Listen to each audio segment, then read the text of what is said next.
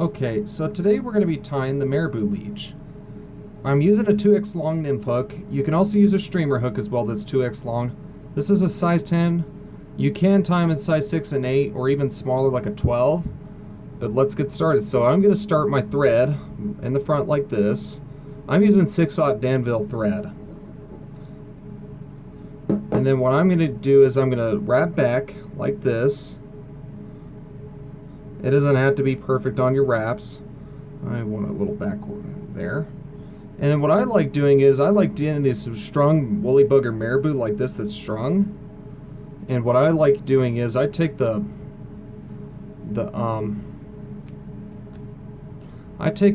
of the marabou plumes, and what I do with the marabou plume is I take this and I strip off the fibers like this. Now some guys will actually use the whole plume to their advantage. I don't like it like that. I prefer a more fluffy, undulating looking fiber thing than a actual, stem getting in the way, trying to not really present as good. I just don't like the way the stem gets in the way when you get that in. But anyways, once you do that, then what I like doing is I like taking the marabou plume I just had. I like stripping all these real thick fibers off, the thick part of the base. It just gets in the way and it drives me nuts. So if you have that, now you could also get thinner ones as well.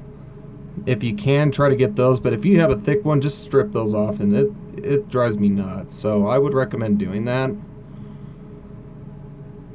And then what I like doing is I like getting the marabou. I'm gonna wrap it like this, like you normally would with hackle or something like that. Oop, that's not too good. Let me try that again.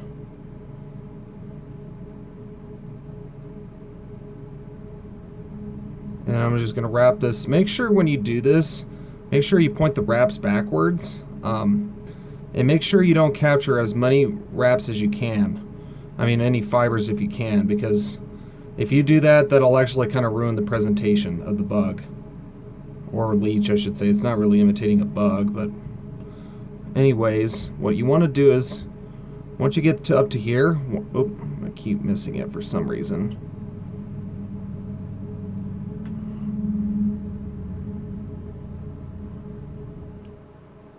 Wrap a good few times, and what I do is I take my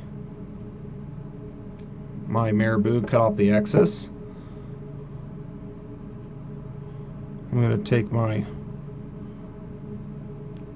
thread and make a good head on it, trying to smooth it out a little bit. And then what I like doing is I try to whip finish like this, a good few turns. Now as a final step, now this is optional, but I like it as a final step because leeches don't tend to have a real thick body. They have a real thin body, so I like pinching these off, kind of just pinch them off and pull them off. Because you don't really need long fibers like this, I don't think, honestly. You can also cut them off, but I don't think it looks as buggy. So that's why I kind of pinch them off instead. So that's what I'm kind of doing now. So anyways, what I do is I take trying to get rid of all these fibers as much as I can, because this is getting in the way when I do this.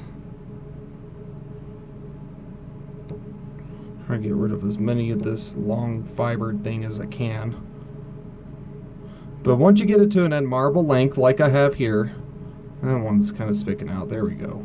So anyways, what I like doing is I like getting them to a good length. That one's also okay. But once you get them to a good length like I have them here, that's exactly the length I like them. What I do is once you get all that down to that length, what I do is I use some head cement to add security to the fly. I like adding the head cement, or either that or super glue will work, or UV resin if you so desire. But I don't want to use my good UV resin for this, so